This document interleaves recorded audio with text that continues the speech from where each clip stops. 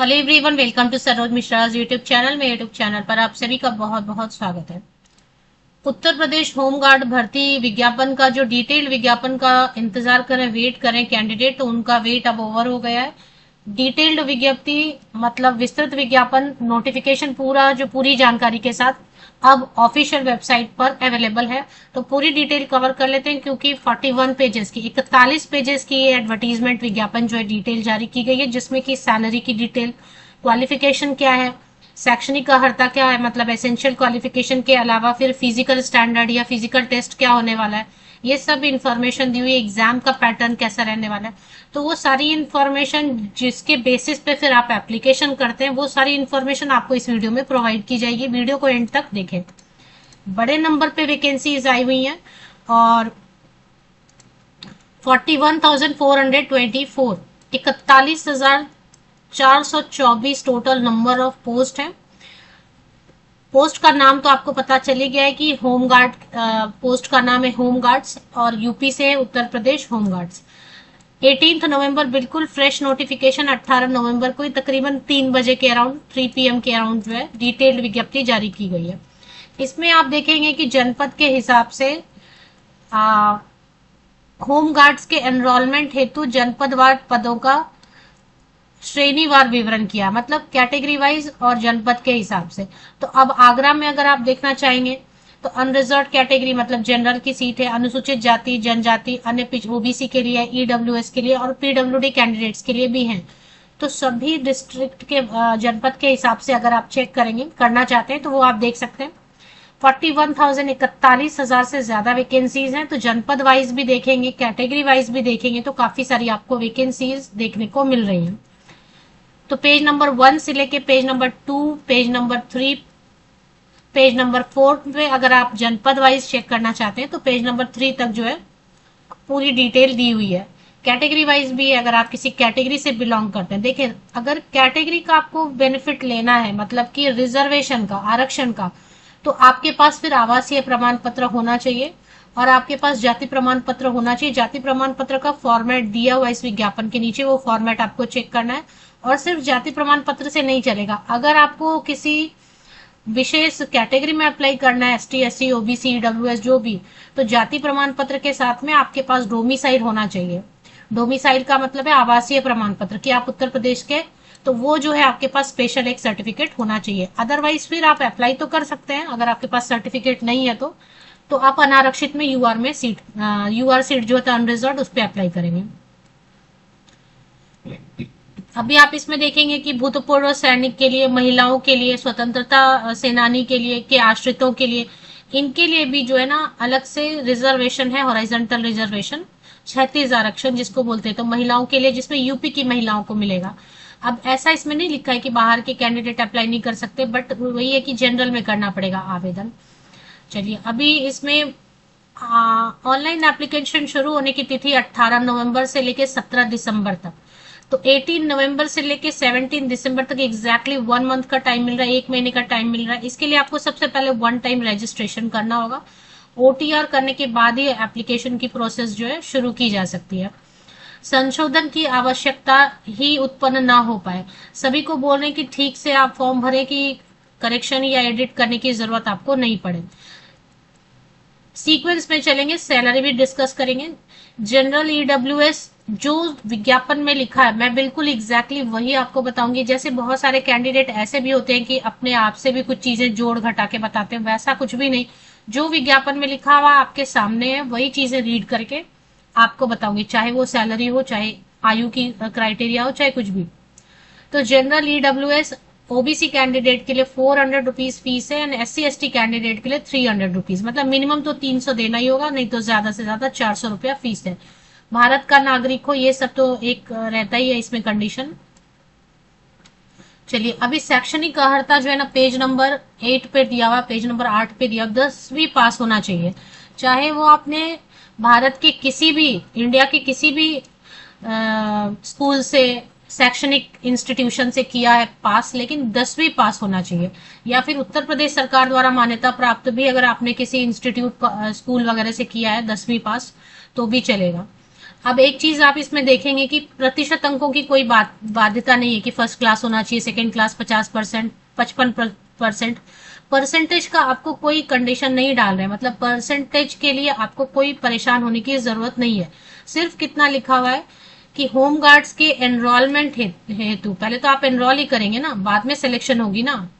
तो एनरोल करने के लिए शैक्षणिक योग्यता भारत में विधि द्वारा स्थापित मतलब कोई भी फेक स्कूल की ऐसी नहीं होनी चाहिए सर्टिफिकेट। 10वीं कक्षा उत्तीर्ण या फिर उत्तर प्रदेश सरकार द्वारा मान्यता प्राप्त उसके समकक्ष अर्हता होनी अनिवार्य है। तो मतलब 10वीं पास उत्तीर्ण होना चाहिए। इसके बाद क्या लिखा है कि आवेदन करते समय अभ्यर्थी, आवेदन करते समय आपको क्या करना है, आवेदन करते समय आपको अंक तालिका या फिर प्रमाण पत्र, मतलब जो पासिंग सर्टिफिकेट होता है या मार्कशीट, कोई एक चीज तो आपको जो है ना शो करनी होगी, है ना। तो अपियरिंग वाले जो कैंडिडेट है ना, जो अपियरिंग वाले हैं, 10वीं कक्षा 10वीं कक्षा की परीक्षा में सम्मिलित हुए अपियर्ड अथवा अपियरिंग अभ्यर्थी पात्र नहीं होंगे। जो अपियरिंग है वो पात्र नहीं होंगे। तो ये चीज क्लियर है कि 10वीं पास होना जरूरी है। आपके पास कोई तो उसका प्रमाण होना चाहिए, प्रूफ होना चाहिए कि आपने 10वीं पास कर लिया, या तो पासिंग सर्टिफिकेट या मार्कशीट। अभी परीक्षा में बैठने वाले हैं या अपियरिंग है या अपियर्ड है तो वो बिल्कुल अलाउ नहीं किए जाएंगे। तो ये हो गया। उसके बाद प्रेफरेंस देंगे जिनके पास एनसीसी का सर्टिफिकेट रहता है, स्काउट एंड गाइड प्रमाण पत्रक रहता है, उनको प्रेफरेंस देंगे। प्रेफरेंस की बात तब आती है ना जबकि अब देखें किसी कंडीशन में ऐसा हो जाता है कि दो कैंडिडेट्स हैं, उनके अंक एक जो सिलेक्शन क्राइटेरिया हो रही है उसमें दो से ज्यादा कैंडिडेट के मार्क्स एक जैसे आ गए, है ना, एक ही जैसे आ गए मार्क्स। तो अब उसमें से किसको प्रेफरेंस देंगे, तो उनको प्रेफरेंस देंगे जिनके पास एनसीसी का सर्टिफिकेट है या फिर स्काउट एंड गाइड का कोई प्रमाण पत्र है, तो उनको प्रेफरेंस देंगे। तो प्रेफरेंस वाली बात तब आती है जब मार्क्स टैली होने लगते हैं। तो ये तो एसेंशियल क्वालिफिकेशन हो गया। इसके बाद जो है आयु की क्राइटेरिया, और आपको फिजिकल एक टेस्ट भी पास करना होगा, और फिजिकल का जो स्टैंडर्ड है वो भी देखेंगे। न्यूनतम आयु सीमा 18 साल है और अधिकतम आयु सीमा जो जनरल में आवेदन करेंगे 18 से 30 साल है। तो 18 to 30 ईयर्स तक के कैंडिडेट अप्लाई कर सकते हैं। तो ये अगर डेट आपका आयु जो गणना करने में प्रॉब्लम हो रही है, एज कैलकुलेशन में अगर प्रॉब्लम हो रही है, खास करके जिनका बॉर्डर लाइन पे होता है, क्योंकि 10वीं पास ही मांग रहे हैं, तो बॉर्डर लाइन पे अगर होता है तो प्रॉब्लम होती है कैलकुलेट करने में एज। तो आपको रेफरेंस के लिए दिया है कि 1 जुलाई 1995, 1 जुलाई 1995 से लेके 1 जुलाई 2007, तो 1 जुलाई 1995 से लेके 1 जुलाई 2007 के बीच में अगर है आयु, डेट ऑफ बर्थ अगर इसके बीच में है कहीं पर, तो फिर आप एलिजिबल हैं। तो आप एलिजिबल हैं अनरिजर्व कैटेगरी में, जनरल की सीट में। अब अगर आप रिजर्व कैटेगरी से, रिजर्वेशन का बेनिफिट सिर्फ यूपी के कैंडिडेट को मिलेगा।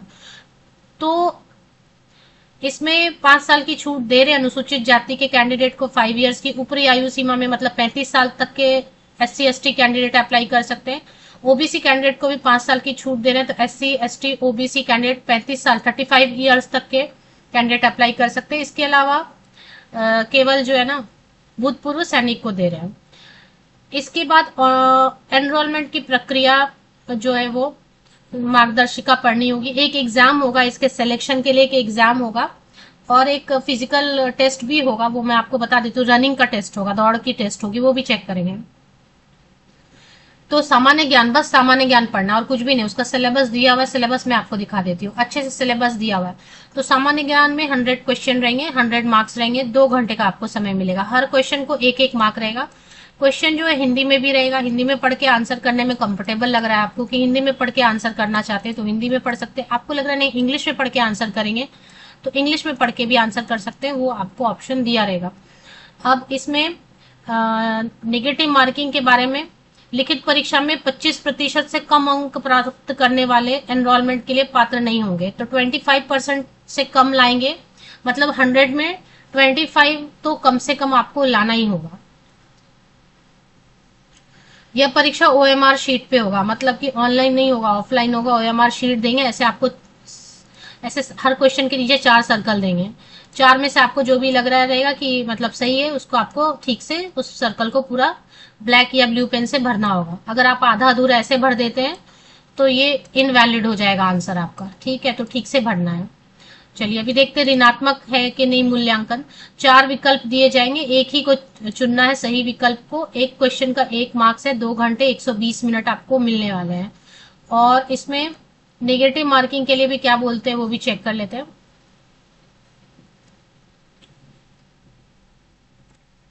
चलिए अभी नेगेटिव मार्किंग जब तक दिखाई नहीं दे रही, आगे जो भी चीजें लिखी हुई है वो देख लेते हैं। शारीरिक मानक परीक्षा भी होगी, वो भी देखेंगे आगे। सैलरी की भी बात कर लेते हैं।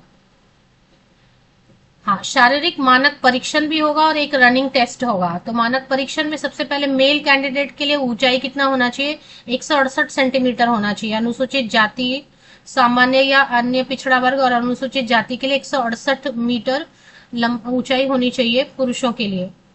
और अनुसूचित जनजाति के लिए न्यूनतम ऊंचाई 160 सेंटीमीटर होना चाहिए पुरुष के लिए, न्यूनतम।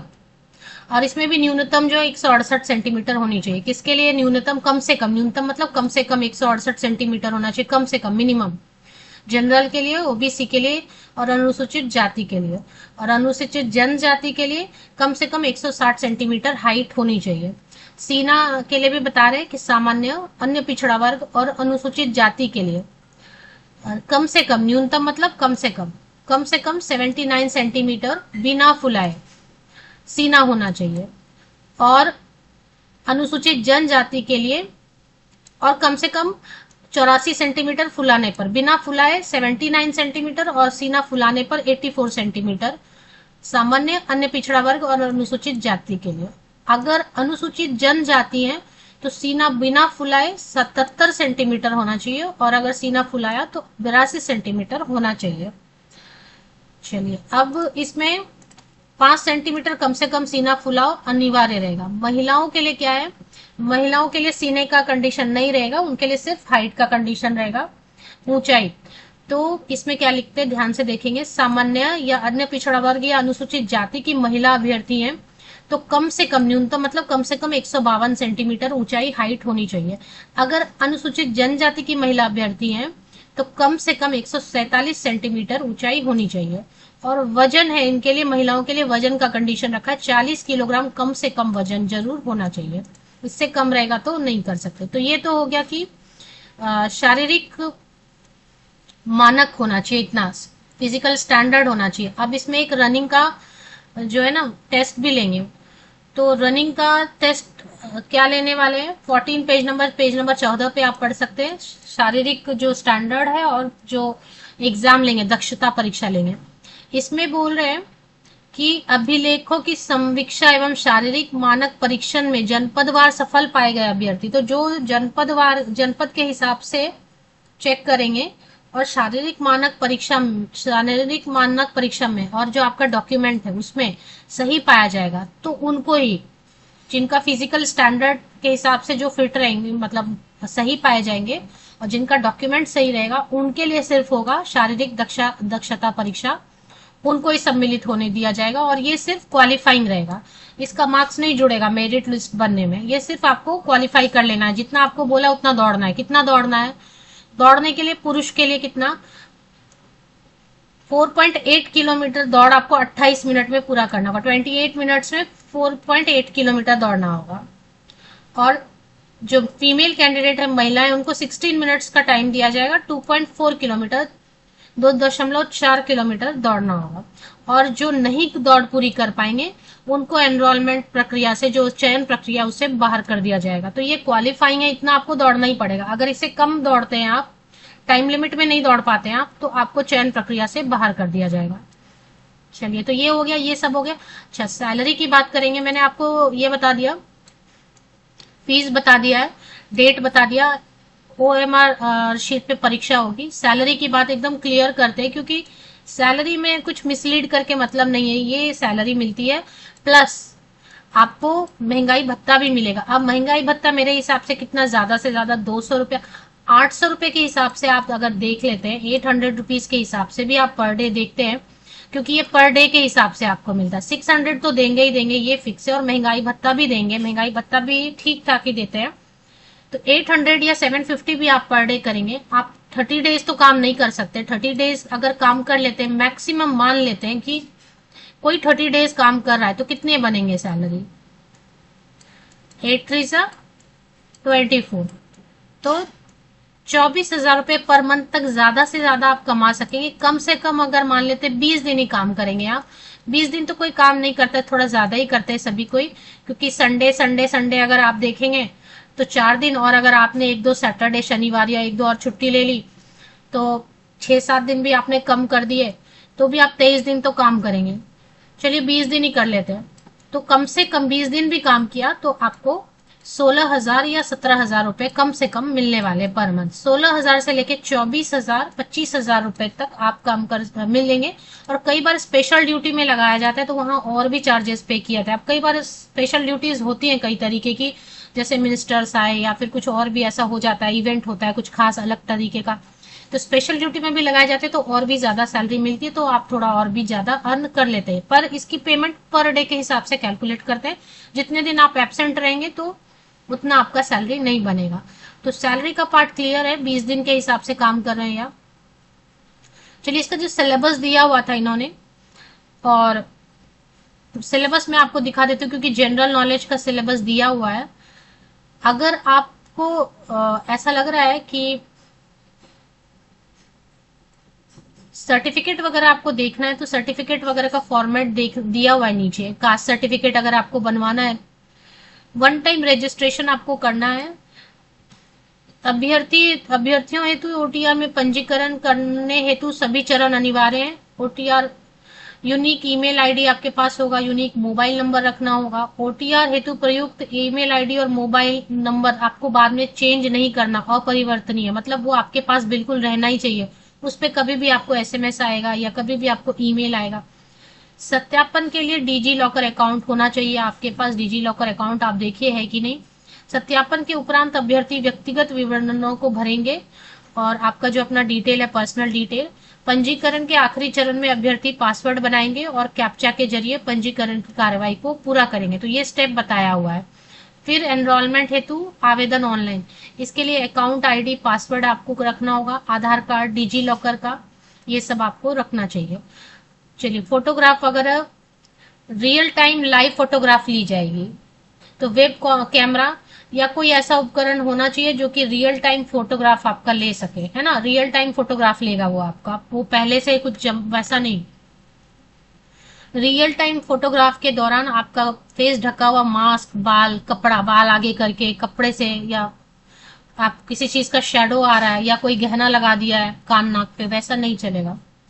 धुंधला नहीं होना चाहिए, चमकदार भी नहीं होना चाहिए वो रियल टाइम फोटो। हस्ताक्षर जो है आवेदक को सफेद कागज पर काले स्याही वाले पेन से 50 मिलीमीटर mm इंटू 20 mm आकार के बॉक्स के अंदर हस्ताक्षर करना होगा। तो ये सब है। चलिए अभी सबमिट होगा, उसके पहले फीस वगैरह इन्होंने सिलेबस दिया हुआ है, वो मैं सिलेबस आपको लेके चलती हूँ। लिखित परीक्षा का 100 marks, 100 question, 2 hours, 1 question 1 mark. अभी देखिए इसमें क्या क्या पढ़ना है। जनरल नॉलेज, सिर्फ जनरल नॉलेज, इसमें आप सामान्य ज्ञान पढ़ेंगे। सबसे पहले तो आप जो है ना 4th क्लास से लेके अभी 10वीं क्लास तक का जितना भी हिस्ट्री, मतलब इतिहास, भूगोल, जितना भी है आपका, जीके का बुक होगा स्कूल लेवल वाला, वो जीके का बुक पूरा पढ़ना है आपको, उससे हो जाता है। उत्तर प्रदेश के का जीके आपको पढ़ना होगा। करंट अफेयर, डेली का न्यूज़पेपर वगैरह पढ़ना होगा। जितने भी खेल होते हैं अंतरराष्ट्रीय, राष्ट्रीय खेल में जो प्राइज होते हैं, पुरस्कार होते हैं, सम्मान होते हैं, जो लेखक है, पुस्तक है, कोई अनुसंधान, खोज, महत्वपूर्ण दिन होते हैं, सोशल मीडिया, कम्युनिकेशन, जितनी भी चीजें यहाँ पे लिखी हुई है पेज नंबर 29 पे आप चेक करेंगे। उत्तर प्रदेश में आयोजित कुछ है तो वो भी आपको देखना है। सामान्य ज्ञान, सामान्य विज्ञान, भारत का इतिहास, भारतीय संविधान भी पढ़ना है। भारतीय अर्थव्यवस्था, संस्कृति, भारतीय कृषि, वाणिज्य, व्यापार, जनसंख्या के बारे में, पर्यावरण, नागरिकरण, भारत का भूगोल, उत्तर प्रदेश के प्राकृतिक संसाधन, उत्तर प्रदेश के शिक्षा संस्कृति, सामाजिक प्रथाओं, ये सब पड़ोसी देश के बीच संबंध, राष्ट्रीय अंतर्राष्ट्रीय महत्व के समसामयिक विषय, राष्ट्रीय अंतर्राष्ट्रीय संगठन, पुरस्कार, सम्मान, देश, राजधानी, मुद्रा, महत्वपूर्ण दिवस, अनुसंधान, खोज, पुस्तक, लेखक, social media communication, Uttar Pradesh शासन द्वारा संचालित कल्याणकारी जनोन्मुखी योजनाएं जितनी हैं, महिला सशक्तिकरण पे प्रश्न आएंगे, आत्मनिर्भरता, औद्योगिक विकास के प्रयास, प्राकृतिक घटनाएं अगर कुछ हुई हैं तो, महत्वपूर्ण सम्मेलन, ये सब समारोह, इन सब पे। और ये फॉर्मेट दिया हुआ जाति प्रमाण पत्र का, अनुसूचित प्रारूप 1, तो ये आपको चेक करना। ऑफिशियल वेबसाइट पे अपडेट आ चुकी है, ये देखें अपडेट है ना। तो इसमें अभी आपको ऑनलाइन वन टाइम रजिस्ट्रेशन कर लेना है और बाकी चीजें कंप्लीट कर लेनी है। अब ये उत्तर प्रदेश होमगार्ड के पदों पर एनरोलमेंट हेतु सूचना विज्ञप्ति नोटिस बोर्ड, ये लिंक मैं आपको ऑफिशियल वेबसाइट की दे देती हूँ, उस पर पहले आप विज्ञापन को पढ़िए ठीक से, और उसके बाद एनरोलमेंट की जो लिंक रहेगी, पहले तो मैं ये वेबसाइट की लिंक आपको दे देती हूँ।